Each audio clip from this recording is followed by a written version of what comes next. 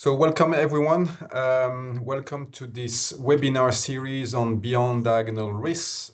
This is part of our special interest group on BD-RIS in IEEE Communication Societies. We have the pleasure to have today Professor George Alexandropoulos from National and Kapodistrian Universities of Athens in Greece.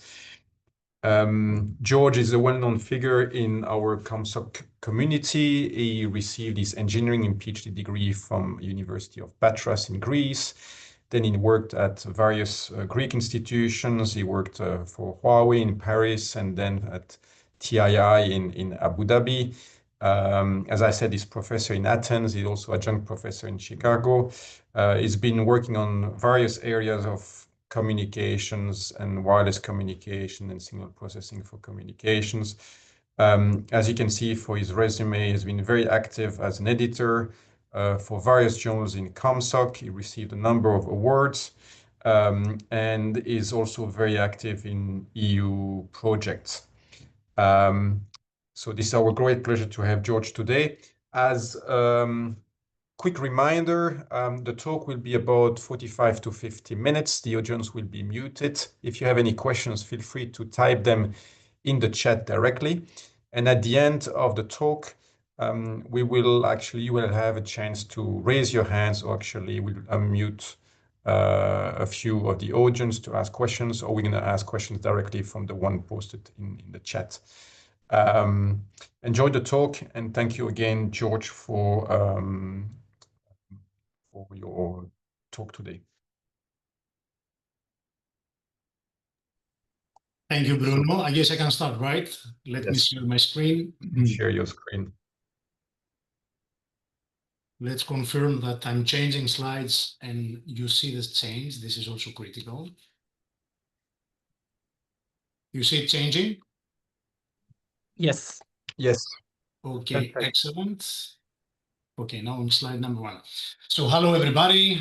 Bruno, Matteo, thanks for this invitation. It's a great pleasure actually to be here with you guys and actually presenting our recent work on this actually really interesting architecture for reconfigurable intelligent surfaces, which actually you have put down a couple of years ago.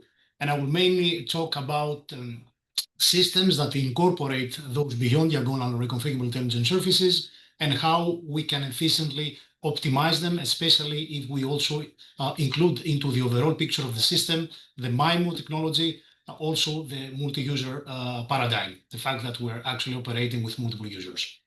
I would like first and foremost to acknowledge these ongoing 2 projects of SNS. The one is called Tarameta and is related to reconfigurable intelligent surfaces at sub-terahertz frequencies. It includes both hardware designs as well as signal processing for communication, localization, and sensing. And the other project that you see at the bottom, which is called 60 DISAC, and has to do with integrated sensing and communications with various technologies, including also reconfigurable intelligent surfaces. A very short introduction about where we're heading. I guess all of us are familiar that after, let's say, this famous triangular of the use cases of 5G, we have been moving on this hexagon, incorporating the, let's say, evolved versions of EMBB, those high data rate demands for going towards immersive communications, even more massive communication in terms of number of users and number of devices. We can easily see this with the number of wirelessly connected devices that we all possess even right now, as well as going even further in terms of reliability and latency for having relevant communications. Of course, this does not mean that we have achieved many things, all the requirements of 5G, but still, I mean, the level is getting much higher in terms of what we can do with the upcoming networks. But of course, there is inclusion of 3 new edges, as you see there: the integrated sensing and communications, this ubiquity connectivity with this interoperation of terrestrial and non-terrestrial networks, and of course, this AI as a tool to having networks that support AI, but also AI is a tool that optimizes the way that we design our networks. Now, in terms of timeline, just to show a little bit where we stand, at the end of, let's say, of this decade of 2030, we're expecting to have the first, let's say, installation of the first 6D network. We're somewhere in the beginning right now on identifying the requirements and, of course, putting down the various technologies studies related to SIG, what is going to be the different technology, the different layers. And, of course, there are many things that will happen later on. In terms of releases, just some figures from 3GPP. You can see that more or less we are in the era of release 20 right now, having finalized release 19 and all the technologies related to that. There have been actually various things happening related to the physical layer. And I would like to sketch here two things. One is that as it is being expected right now, in the first releases of SIG, we're not going to have reconfigurable intelligent surfaces. This could, let's say, sound as bad news related to the technology, but not necessarily, to be honest, since we can see many synergies with already available technologies that are out there. For example, here I'm showing an example in release 18 where we have these network control repeaters. And a personal opinion here, I'm thinking that various actually components related to the technology of RISs could be incorporated there, either as, let's say, more efficient way of realizing this repeating mechanism. And you will see also some different versions, different architectures of RISs later on, as well as using the technology of metasurfaces to realize very efficient, extremely large antenna arrays. I will sketch some justifications related to that later.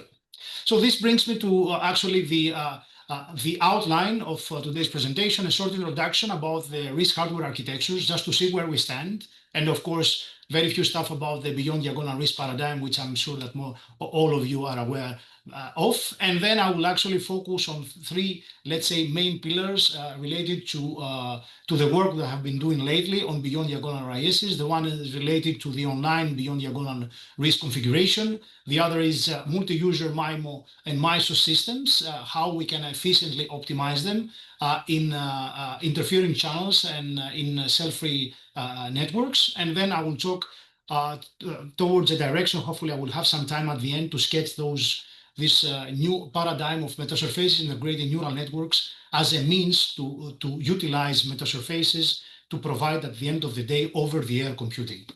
So many things have been happening from, let's say, the initial proposal of intelligent surfaces, of metasurfaces, of surfaces comprising of metamaterials whose responses can be actually dynamically tuned to do certain operations. But initially, I mean, one of the first things that has been out there, and there are some companies that are fabricating these guys, there is this notion of non-reconfigurable intelligent surfaces. For example, when we want to actually put down a surface which we illuminate from a certain angle, and we want it to provide a reflection towards an angle which is, at the end of the day, not the geometrical optics-oriented reflection.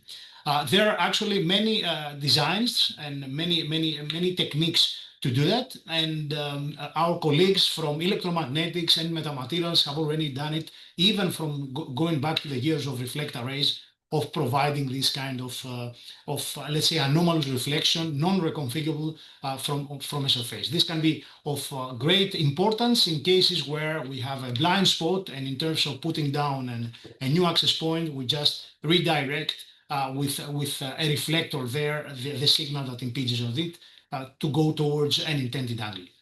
Then we had this notion of reconfigurable intelligent surface, where the idea is to have this reconfigurability dynamically on the fly.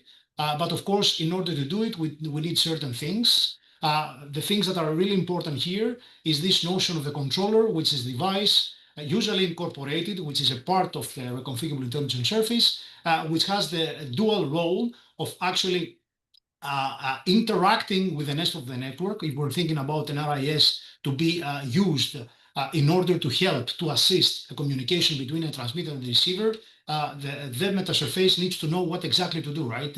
What is the objective that is trying to optimize? So this controller is responsible for doing this interface between the metasurface and the rest of the network, but also is responsible of actually implementing the actual configuration, which is actually the actual responses of the distinct elements that such a metasurface is being comprised of. In certain cases, it can even be the controller that has actually the memory and the processing capability to run an optimization algorithm. In other cases, we can think of this controller being part of the base station, but in order not to cheat here, it's clear that there is a controller that is actually responsible for this dynamic reconfigurability of those surfaces, which imposes certain actually issues. And just to mention here that even to maintain a specific state, a specific phase configuration of the responses of the metasurface, you need actually to consume some power. And this is actually the term almost passive that you see out there. Initially, this technology has been actually in this paper, for example, where the term was introduced. The idea is to provide a basic performance comparison of the energy efficiency with amplifying forward relays, which were actually the technology where RISs are trying in a way to improve somehow. Operation-wise, we want to do relaying at the end of the day, but we want to do it in a much more, let's say, power-efficient way. So going further, apart from there have been actually various prototypes here. Here you see some examples from the RIS-SIG project. This has ended 2 years ago with different technologies, varactors you see there, RF switches, PA and diodes, BiCMOS in different frequency bands with different capabilities and different challenges that need to be resolved. Also, recently in this Terameta project, we have a prototype at 304 gigahertz. We have actually performed some channel characterization for a specific setup. But what I want to emphasize here, in most of the cases, we're having those metasurfaces comprising of multiple elements which have quantized responses, right? Here you see, for example, where each element provides 1 bit, 2 bit, and 3 bits. These actually guys have been fabricated within this project in terms of the actual responses, which effectively implies the phase response that is provided by each element. This is actually really critical because you will see this is a fact that we try actually to deal with when we devise the optimization formulation that you will see later. There have been actually, just to move forward, various scenarios of incorporating RISs. You can see here some in this picture, for example, enabling or even boosting performance. Having RISs being even owned specifically by a specific base station or even shared among base stations. More interference link will be incorporated. Of course, this needs to be accounted for. And these are some examples that you see in this specific figure. RISs have been also used for enabling localization, and actually the overall idea here, it's interesting to see the first row in comparison with the bottom row of this slide, where you can see, let's say, the analogy between a case where we have access points, and on the bottom we have cases where we remove access points and we incorporate metasurfaces. Long story short, you could provide actually localization, profiting of this extra diversity of the multiple that is being now controlled by the RISs, right, in order to provide localization with more efficient in terms of cost and hardware ways, for example, using fewer number of access points. There have been also works using RISs for boosting ISAC, and the idea here is to try to optimize on the fly the correlation between the channels that are used for communications and the channels that are used for sensing. And why is this reason? The reason is because actually we're expecting to have more gains from ISAC when we have actually highly correlated sensing and communication channels. But there are certain challenges related to this technology, and in my opinion, these are the challenges that have driven all these research lately ongoing in more elaborated architectures for RISs. One main challenge is this area of influence, which means that at the end of the day, you need to be sure that you incorporate a metasurface in an area that plays a critical role. If you put it, I mean, not wisely somewhere, this doesn't mean that it will help, it will boost your communication objective. I'm talking also about localization. It needs to be placed on a right place that actually impacts in the way that we want the channel. This is really critical, and this actually puts down the problem of the way that we actually deploy RISs within an environment. You can think it in an indoor environment or even the more, let's say, visionary and outdoor environment. Another challenge is the bandwidth of influence, which is the actual bandwidth that it has been designed to actually influence. And this is really critical if we think about especially outdoors or multi-operator kind of cases, where a metasurface has been, let's say, a structure incorporated within the channel is going to impact the channel. And it should impact the channel in a way that is actually desirable, or at least it's not harmful by all guys that have actually bought a specific spectrum. So for example, if it's going to be owned by a specific operator, it needs to operate dynamically and do its sophisticated stuff only within the specific bandwidth which is being owned by the operator, and not really influence the bandwidth which is owned by another operator. So this is really critical, and one has to optimize it for a specific bandwidth of influence. Another critical aspect has to do with the optimization, how I can do it in a dynamic environment, right?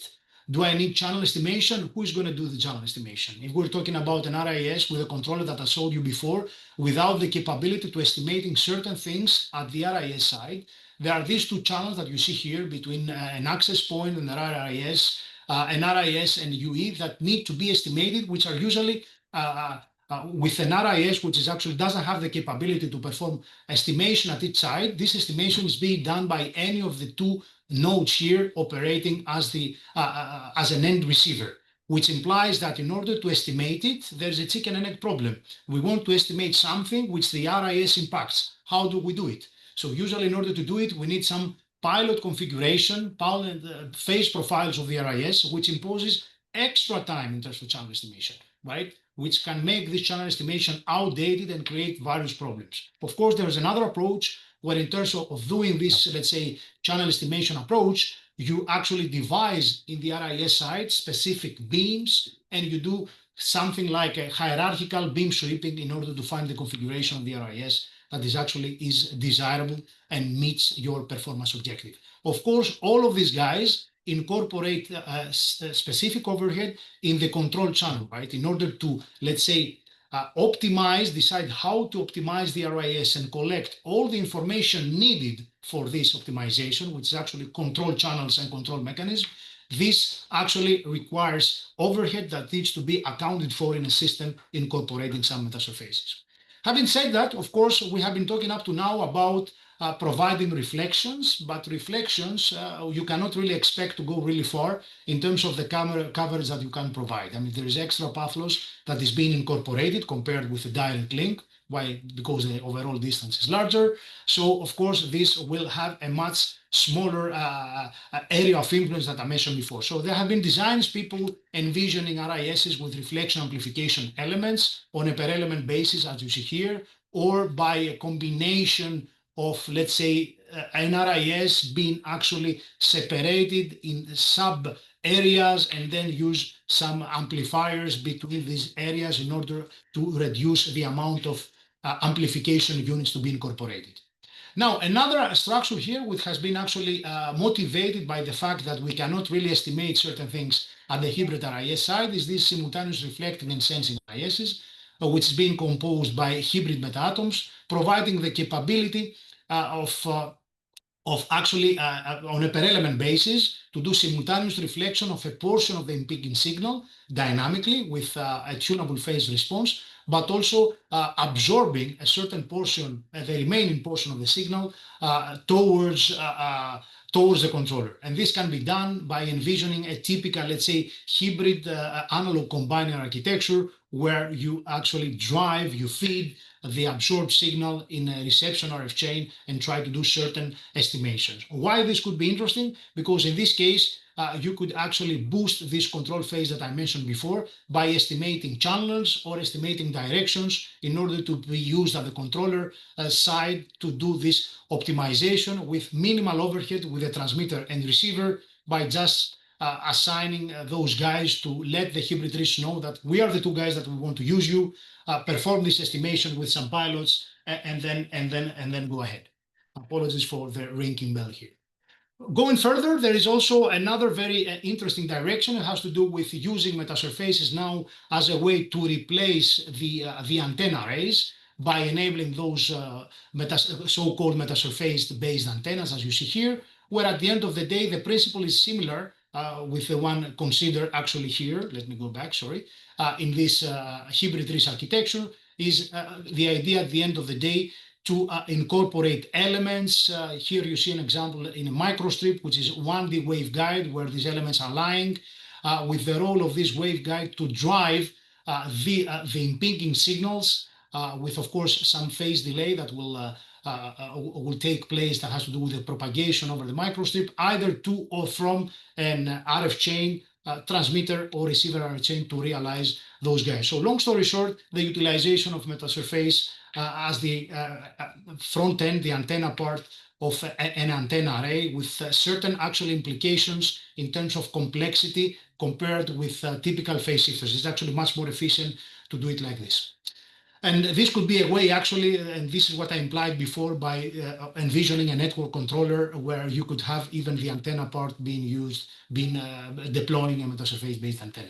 Going further, there is also this notion of stacked intelligent metasurfaces here, where instead of having one metasurface now, we're using layers of metasurfaces in front of a transmitter or a receiver to enable an extra layer of beamforming, let me call it, of signal processing that can be take place directly in the electromagnetic wave domain, as you see here, by enabling us to lower the complexity of the typical transmit of receive RF chains. And there is a recent book here where also together with Beyond Diagonal RISs, and thanks to Bruno and Matteo for providing input here, we elaborate a lot about the available hardware architectures, and I will stop the discussion at this point. I just wanted to sketch there are many architectures that one could consider. Of course, I'm going together to now to, let's say, the webinar focus, which is this Beyond Diagonal RISs, where you can see here from this very recent paper, of course, summarizing the various architectures being out there. You see this continuous value fully connected Beyond Diagonal RIS that we will I will use later on, where all the metamaterials are connected with each other, allowing the optimization method, I mean, the way to optimize each design to strengthen all the useful connections, but they're also more efficient, let's say, more down-to-earth architecture of the group connected, where a group connected now reciprocal Beyond Diagonal RIS takes into account here we have elements, specific group of elements that are being connected, having some interconnections. Later on, you will see that we incorporate some frequency selectivity on these structures on the optimization that we put down. There's, of course, a much more simpler implementation, the Beyond Diagonal RIS with switches, where this interconnection at the end of the day, who connects with what, which element connects with what, is being determined by a switching network that you see here. A more simpler in terms of implementation, less flexibility, of course, in the tunability between the interconnection of the elements. But long story short, with these interconnections, we have this extra provided degrees of freedom that allow the adaptability of the way that the signal flows between one element and another one. This characteristic actually can lead to admittance, impedance, and scattering matrices with non-zero off-diagonal entries, and this is actually where the name in a way came from. And all those cross interconnections, some of the elements can enable by adding switch arrays in the RIS architecture, the conventional RIS architecture, through extra hardware complexity. Of course, when we're having those switches, we have limited lossy interconnection, simpler in terms of realization. And I will use later on another special form of this, we call it band matrix structure Beyond Diagonal RIS, where in a way we only let a certain level of interconnection between the elements. We call these non-zero elements to appear in the first NB sub and super diagonals. You see an example here of a 3x3 band matrix with this NB being equal to 1, where it's not a diagonal RIS, but you see this band structure having beyond actually non-zero elements on the first sub-diagonal and the first super diagonal. This is actually a low complexity alternative, which we will incorporate later on in neural network architectures that we have put down for conventional RISs for online RIS configuration. So let me start with the first direction, which is actually, this is based exactly on this band matrix structure that I mentioned before, and which actually we put it down only for complexity reasons, and I will explain later on. But let me tell you what is the basic example system model that we have here. Here it's a typical RIS empowered MISO system. We have multiple antennas at the transmitter, a single antenna receiver, an RIS. Let's keep it general now, conventional or beyond diagonal. The direct channel can be highly attenuated. Why? Because actually this is usually the case where an RIS plays a critical role when we have a direct channel which is not strong enough. And what we want actually to devise here is mechanisms to optimize on the fly RISs or beyond diagonal RISs which have discrete phase responses. And for this, I want to rely on the slide that I showed before about the fabricated RISs that are out there. Most of them, even if you have varactors where you can have this continuous configuration of the elements, you drive them with DC networks that have discrete values, which at the end of the day result in discrete responses. This is actually quite critical. Otherwise, the overall restructure becomes more elaborated. So in terms of the considered beyond diagonal restructure, we assume a typical diagonal RIS with this typical diagonal form as you see here. All the elements they can have, for example, here let's start with a binary configuration, -1 or 1 for all the elements. This is for the typical diagonal RIS. But for the case of beyond diagonal RIS, we actually consider that this matrix is not diagonal. Now it's band matrix, having NB subdiagonals and NB superdiagonals. This NB is going to be equal for both sub and superdiagonals. Why we do that? We have done it only for complexity issues, and of course, in this case, if you're having a fully connected, let's say beyond diagonal RIS, you would need the complexity of a number of RIS elements squared. Although if we do it only with NB subdiagonals and superdiagonals, this will go down to NB times N RIS. The receipt signal model and the performance metric, super basic, that we have used. It can be extended, of course.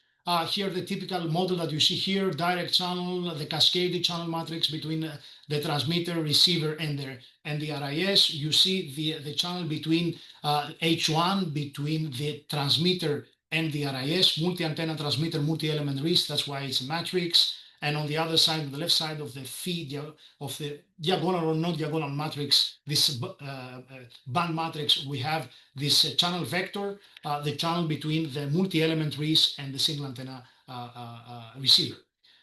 Typical consideration for the AWGN, zero mean, sigma square variance, and we also assume that we have a precoding vector, the way we send the signal from the base station, which is again selected from a discrete set of available precoding vectors. Quite typical with things happening in practice, right? We have a discrete codebook. We consider very basic here performance metric, just the SNR, the received SNR, as you see here, expressed by this expression at the bottom of the slide. And the conventional system designs, what they do at each time t, here you see the time evolving. There is, sorry, going back. I have everywhere this notion of t referring to a specific coherence time block. So what we would try to do in a typical approach would be to at each time to observe the CSI. So try to estimate somehow these guys. I mentioned before just slightly, this is quite difficult to do it in an efficient and a fast way in RIS, but let's consider that we have it. And when you have these guys, then you try to resolve, considering this received SNR maximization, a problem like this form, maximize the SNR with respect to the configuration of the RIS elements to the precoders, subject to the constraints that we have for the responses of all the RIS elements. This is for a typical RIS.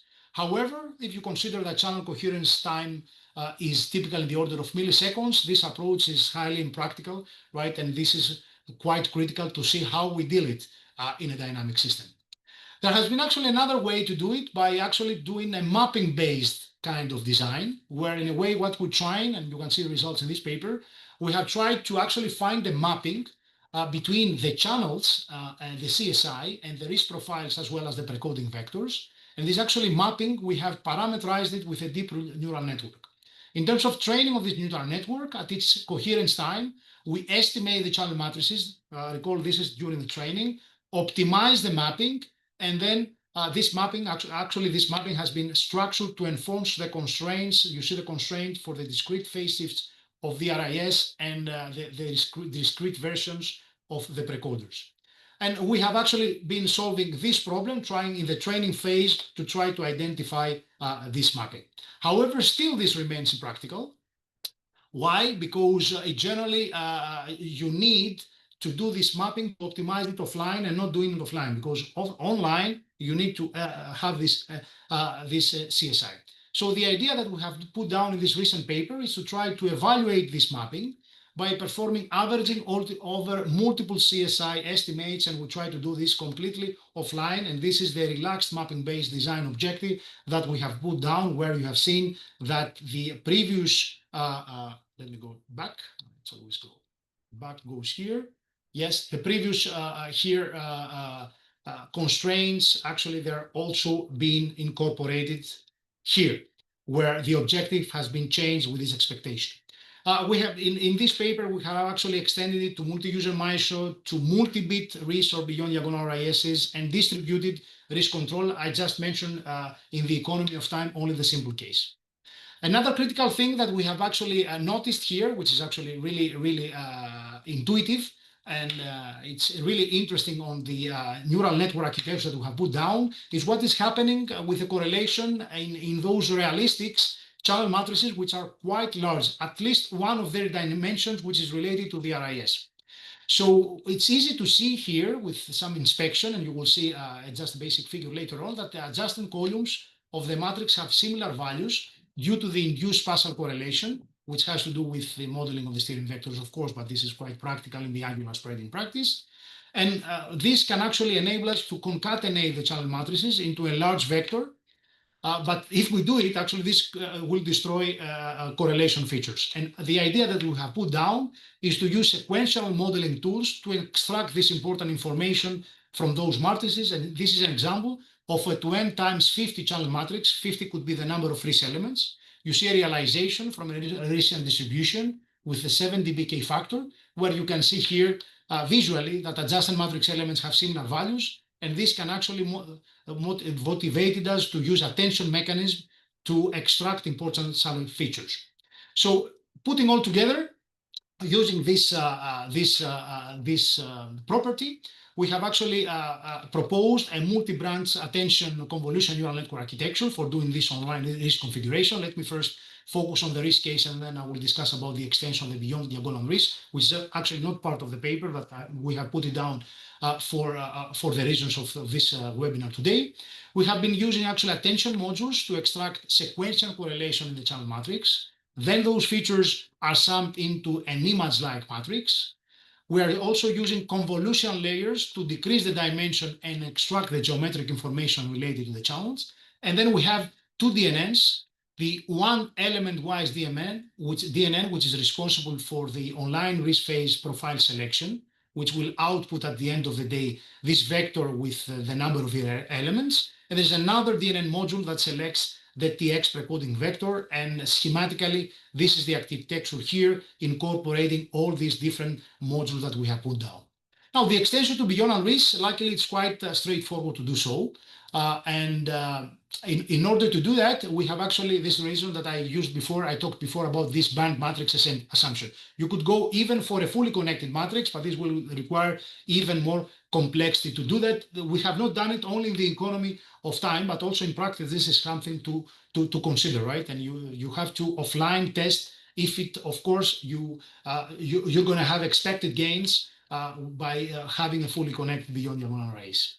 So in this case, for doing this extension, we only extend the output layer of the element-wise DNN module, one of the modules, which is actually missioned to provide this RIS profile selection. And the modification is, instead of outputting only this NRS vector, now it outputs 2 times NB. Recall, NB is the number of sub-diagonals and super-diagonals of these NRS elements, which means that at the end of the day, the complexity increases only linearly with the number of the RIS elements. And all the other aspects of this DNN are actually kept the same. How do we optimize this structure, this proposed architecture? We have done it through neuroevolution. Why? Because it's an actually efficient approach to deal with non-Markovian structures, but also treat this large discrete action space. Don't forget that we're having about quantized responses of the elements of the RIS. We have actually been computing the fitness function for an individual neural network over a sample of T epsilon here episodes with time horizon T.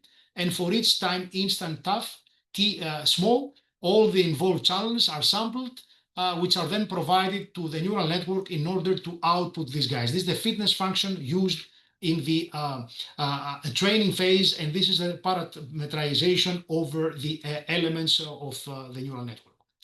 Let's see some results. Experimental setup here, a transmitter positioned at this point, a RIS or beyond diagonal RIS in line of sight with a transmitter on another point, as you see here, and a receiver in this point. This placement ensures that the deployment of the RIS plays a role in the actual link. It is within the effective area of influence. 16-element base station, recent K factor of 10, 400 element of RIS, transmit power varying from 10 to 40 dB, and noise level, we have kept it rather high here on minus 50 dBns to show actually the actual gain of the overall approach. In terms of benchmarks, this is only for the conventional diagonal RIS. We have used the advantage actor critic, which is one of the most popular DRL algorithms, a lightweight genetic algorithm. However, we cannot really go large with large RISs with this one. And the proposed neural evolution with feed-forward neural networks. Actually, this is neural evolution without the one proposed, but with feed-forward, where in this case, you have more than twice the learning parameters than the proposed multi-branch attention architecture. These are the results, which at the end of the day, what they showcase is the superiority of the proposed overall neural network architecture, even outperforming conventional DRL approaches with similar structures. And this actually is attributed to the potential of the neural evolution technique. And this is the results by incorporating a beyond diagonal RIS, where you can see that at low transmit powers, it provides further gains. However, in larger transmit powers, the gains seem to diminish. This is only some, let's say, some indicative results that we have managed to do down to showcase today in this webinar. Of course, these extra degrees of freedom, they are expected overall in certain regimes to provide more flexibility, and here we see in the low SNR regime.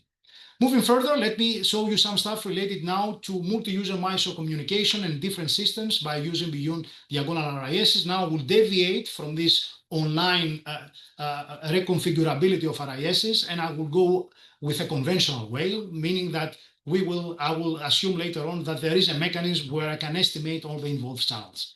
Now we will use an interference channel, a channel where we have multiple base stations, multiple users, multiple RISs, and each RIS, it's actually being owned by a specific control at the end of the day and optimized to serve users belonging to a specific base station. That's why you see here this analogy between two triplets of base station RIS each channel. The RIS can be a beyond diagonal RIS. We will discuss it later on. Of course, extra interference channels that kick in, where I'm talking in a way where the RISs are placed in a way where we have all those involved channels. And the question here that we try to address, how we perform this optimization.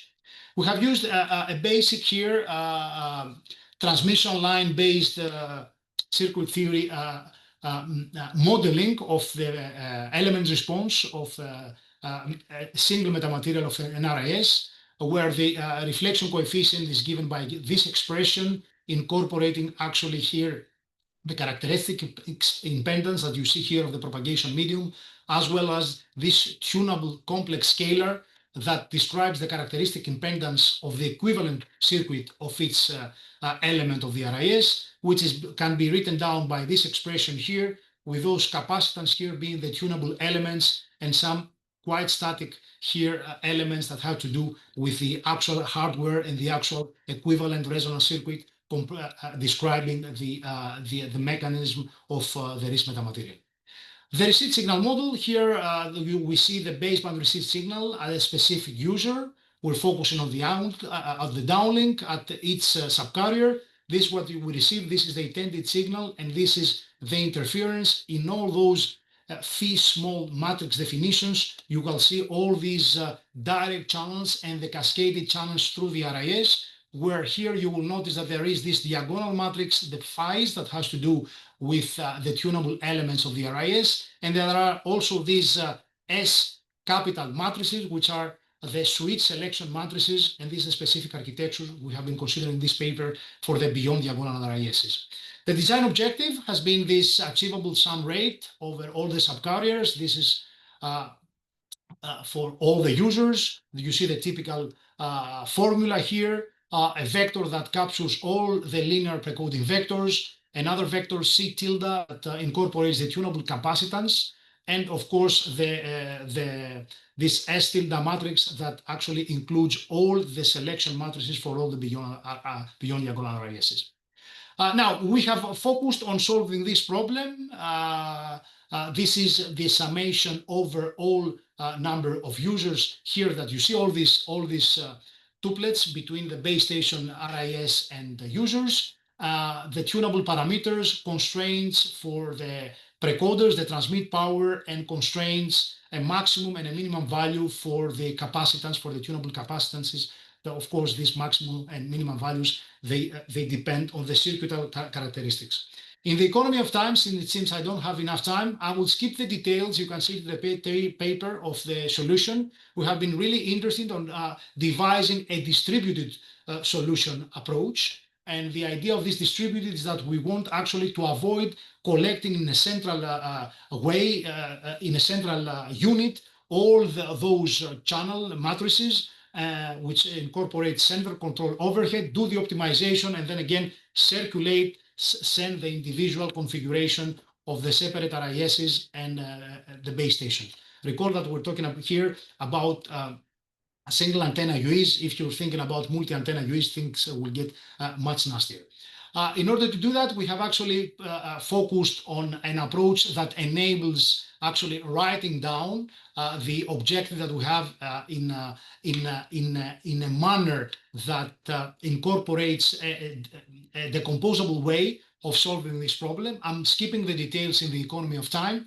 And long story short, what is interesting is that by solving with this distributed manner, there is a term which is called pricing vector that is being incorporated, which at the end of the day quantifies the allocation of resources to each user and how this affects the achievable rate of the other user. And this is actually the pricing vector, the actual metric, the actual value that needs to be exchanged between the base stations in order to provide a sort of cooperative way of solving this problem.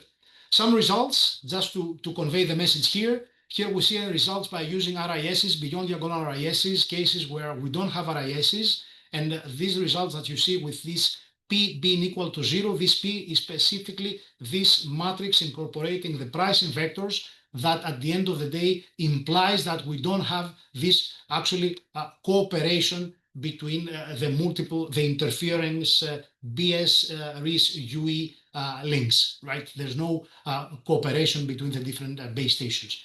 Cooperation, as we can see here, helps. It helps especially here for large transmit power values. And we can see that this extra flexibility, even by this simple architecture of the beyond diagonal RIS, from larger than 25 dBms, provides more pronounced achievable sum rate performance compared with the case of using a diagonal RIS. This is the result with respect to the number of risk elements. Again, we can see that the number of risk elements plays a critical role here. And this is actually very relevant to the beyond diagonal risk architecture, where having more elements actually help us to even further increase the gain in terms of achievable sum rate with respect to having a diagonal RIS, and the result here with respect to the number of base station antennas. Going further, we have in an extension of this work, we have actually focused on the interference broadcast channel. Now we have the case where we have again multiple base stations, multiple RISs, each RIS being owned and controlled by a separate base station. When I say control, means that it's the specific base station that actually decides its configuration. And this is not being done in a shared way. You will see an extension right after this part. But in this case now, we assume that each base station is not serving a single user, but it can serve multiple single antenna users. The received signal model will be more elaborated at the end of the day. We have extended here the optimization problem. It's a bit more nastier here with not only intercell, but now we have also intracell interference that need to be incorporated within the picture. Of course, don't forget that we need to know the channel, which is rather difficult, but let's assume that I have it here. What we want to see at the end of the day, what's the impact of having either a diagonal or beyond diagonal RIS. So we have solved this problem in a similar approach, and the results at the end of the day, again, show this benefit of beyond diagonal RIS with respect to RISs, and in both cases, having this cooperation through the pricing vector, it's something that is actually really helpful in the overall performance. And very recently, we have been working on a scenario where we're actually cell-free. We're having base stations, we have users, we have multiple RISs, and now we want to optimize a system-wide performance objective. You will see the metric that we have used. And now the RISs need to be used on a consensus-based manner among the base station. This actually is in the work that we have presented in Zilomar last month. And in this case, we have imposed a consensus through a novel network graph-based framework. And we have solved this problem again in a distributed way. And this consensus has been actually imposed by something like the pricing vectors being and the gradients of solving each separate problem being shared dynamically while solving this optimization problem within the network. I don't have enough time to stay on this. This is the received signal model here that has to do with the cell-free operation. The sum rate objective here, again, we have this. In this case, we have solved it up to now in this specific paper for a diagonal RIS, although it has been extended recently, and you will see how we do it in the beyond diagonal RIS. This is the problem.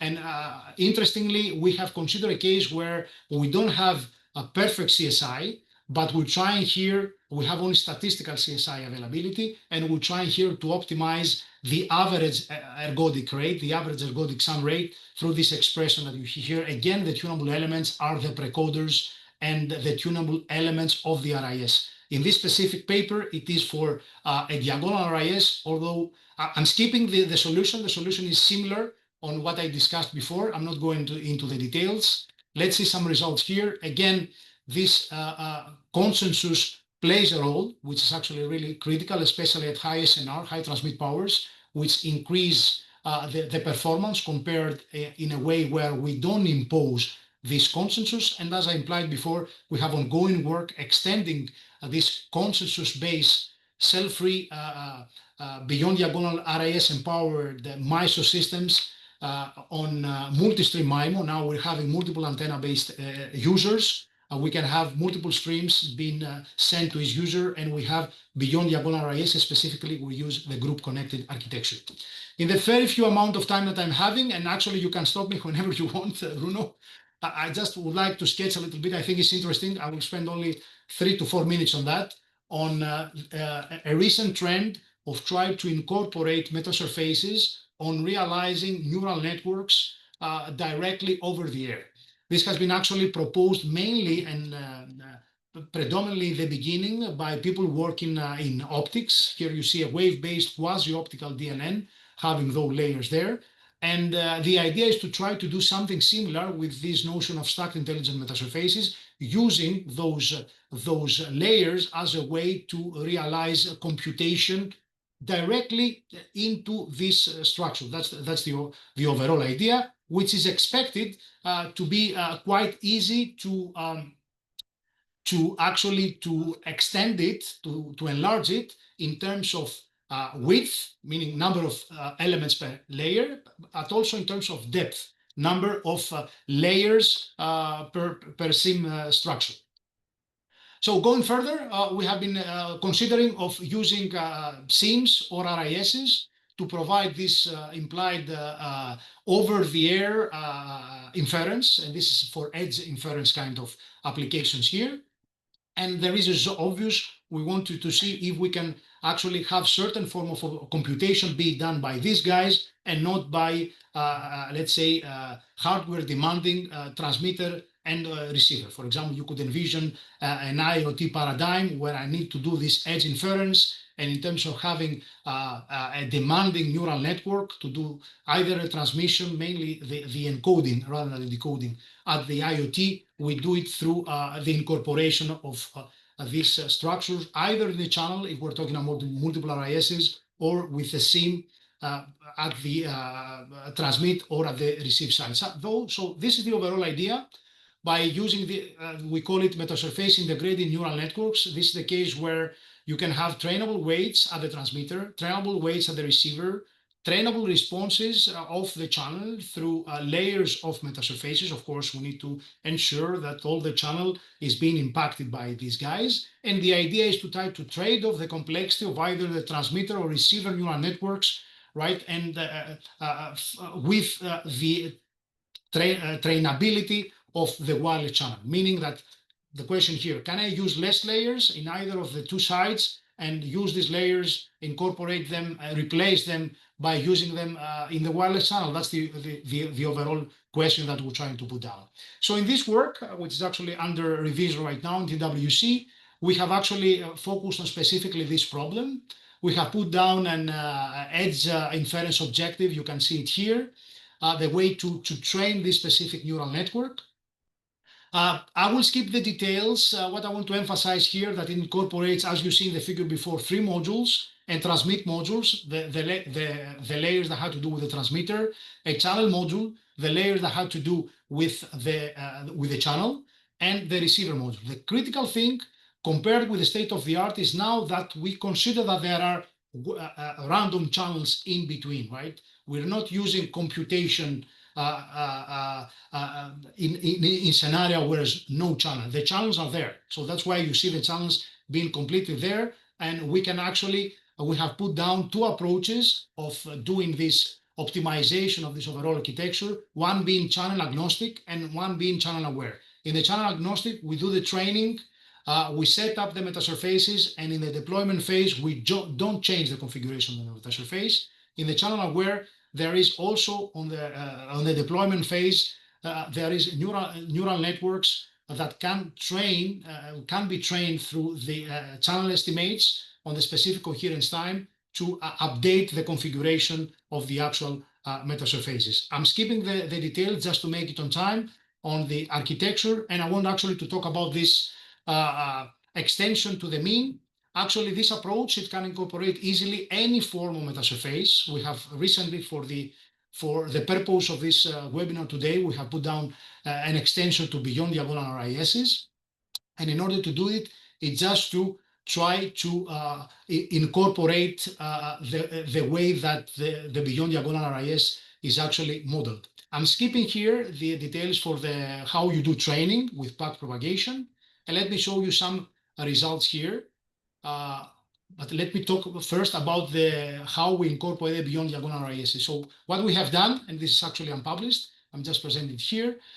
We have actually put down this very basic response of its metasurface modeled as an N-antenna array connected to an N-port reconfigurable impedance network.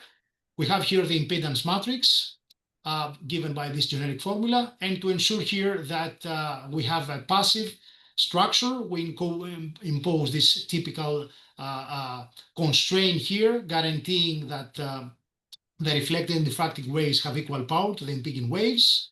We use this zeta I matrix to be the tunable parameter instead of directly optimizing the phases, what we have done before in the paper that I mentioned before for the beyond diagonal RISs.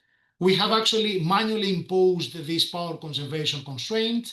And for the beyond diagonal SIMs, these are SIMs that they have layers of metasurface, each of them being beyond diagonal, being characterized by an individual trainable impedance, this zeta IM being used by this expression.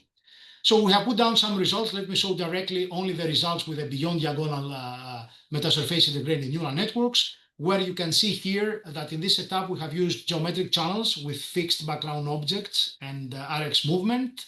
We have reduced the power budget compared with the previous results that I didn't show, by the way, end of the day in the economy of time. But if you have questions, I can do that.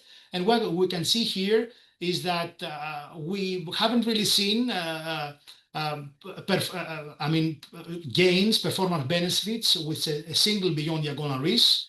However, when we incorporate deeper and larger beyond diagonal stacked intelligent metasurfaces, then we can get superior performance compared to the conventional SIM variants. And we expect, of course, intuitively that this has to do with a more fine-grained control of the channel being actually provided by the beyond diagonal, the specific architecture that we have been using. We have also extended, I think I don't have time to talk about it, integrate those means with an extra layer of optimization doing power control. And in this case, we do power control by having a user, and we are assuming that we only know the position of the user and how we could use this knowledge to have a more elaborated overall edge inference network. In this case, we actually augment the objective of the loss function by incorporating an extra term that has to do with the way we adapt the power with the Lagrangian penalty, which is relevant to this specific position that we assume that we know, for example, through a 5G position system. And at the end of the day, what can be seen is that if you have power control, you can actually boost the performance of edge inference overall in a system like this. There are, of course, some trade-offs for the power and accuracy here, for example, that are relevant to this regularizer that we have been using, but in the economy of time, I'm skipping it just to stay for your questions, hopefully for some of them by the end of my presentation. I cannot go to the last slide. Thank you very much, George. So thank you, guys.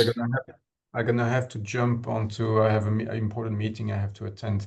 But Matteo, are you still there? Yes. Yes. So George, sorry, I have to go. So Matteo will take over and yes, of course. ask you a few questions. There might be, I'm sure there will be questions from the audience. Thanks again, George. And we catch up by emails afterwards. Yeah, thanks, Bruno, for sure. Thank you. Enjoy your next meeting. Matteo and everybody, I'm looking forward for questions.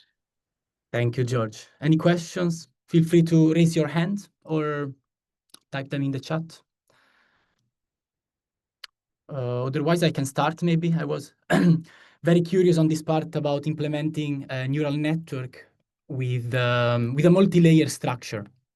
And I was curious about how to implement the nonlinearities required in a neural network between each layer in the, let's say in the wave domain. Yeah, this is actually the most critical thing right now. How do you do this, guys? Actually, if you don't do it, right, you end up having one single layer here, and you cannot really provide a lot of stuff. So let me tell you that there are certain ways to do such implementations. The way to do it, we have another work where at the end of the day, we're operating in a non-linear regime of a power amplifier, which is definitely not the wisest thing to do. But, and this is actually fresh news, the new item that I will tell you right now. There are works that are happening from material colleagues, and we have collaborating very, very intensively on that, realizing elements that can provide responses mimicking certain activation functions, which are of great interest, right, to this overall goal of implementing non-linearities at each layer or at the last layer. Ideally, we want it at each layer.